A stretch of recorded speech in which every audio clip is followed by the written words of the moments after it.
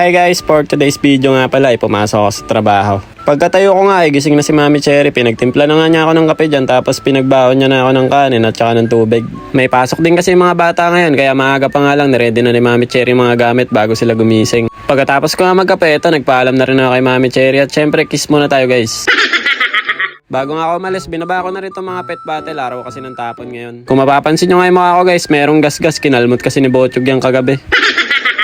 Siya nga pala, baka nagtataka kayo sa Japan bakit wala masyadong kalat.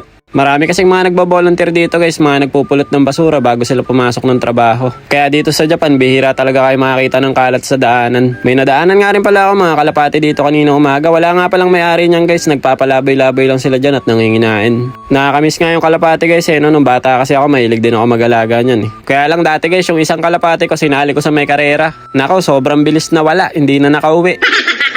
Dito nga sa dinadaanan kong palusong guys, nako ang tataas ng talahib. Pero pagka uwi ko naman kanina nahawa na yan lahat. At eto na nga guys, pagka parking ko nga ng bike ko kanina, dumiretso na kagad ako dito sa may station. Doon nga pala ulit yung trabaho namin ngayon guys sa may Hiratsuka, kaya kulang 2 oras na naman yung biyahe natin. Pagkadating ko nga dito sa may Yokohama, pasok na naman ulit ako ng train, bali lumipat nga pala ako sa pangalawang train na sasakyan ko. Pagkababa ko nga dito sa may Hiratsuka, dumiretso naman ako sa may sakayan ng bus. Nako guys, ang haba nga ng pila kanina, kaya pagsakay ko ng bus nakatayo lang ako. Bali eto, nakababa na nga pala ako ng bus at lalakad naman tayo ng konti. Kung nakikita nyo nga mataas na building na yung guys, yung mainit na itim, doon yung trabaho namin. Bale eto guys, break time na nga pala namin at kumain nga pala ako dito ng tinapay at saka nagkape na rin ako. Yung almusal ko nga sana guys yan, kaya lang hindi ko nakain nung umaga kasi wala na masyadong oras. Bale eto naman guys, lunch break na nga namin. Pasensya na kayo, hindi ako nakapag-video na masyado kanina dahil sobrang busy namin sa trabaho. Sinabi ko naman sa inyo guys na bawal talaga mag-video sa trabaho namin, kaya naman paminsan-minsan lang ako nagbi-video, yung pinapakita ko lang sa inyo ng konti. After ko nga kumain yan, bumili ako ng malamig na tubig tapos dumiretso ako dito guys sa may park. Naupo lang ako saglit dito sa may lamesa.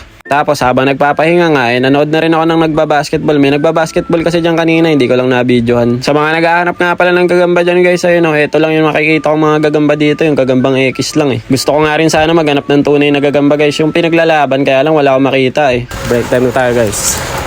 Alas 3 na ng hapon. Konti na lang, uwian na.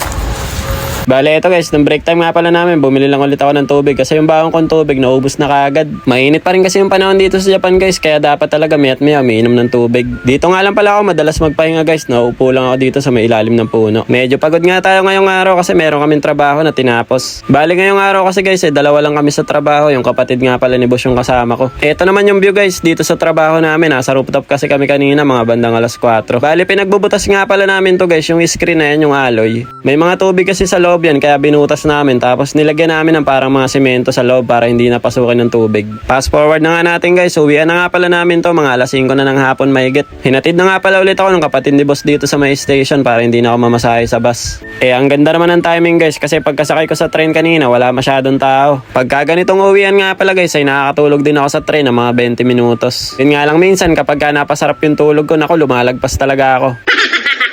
Bale, ito na nga guys, bago nga umuwi kanina, binalang ko muna ng pasalubong si Seichi at saka si Ate Saori. Pagkadating ko naman sa bahay, nagkwento sa akin si Saori at saka si Seichi, galing daw yung lola nila dito. Dumalaw kasi dito guys yung nanay ni Mami Cherry kanina, yun nga lang hindi ko na naabutan kasi alas 5 pa lang ng hapon, umuwi na raw. Dito nga din daw sana matutulog, kaya nga lang may pasok kinabukasan kaya umuwi na rin.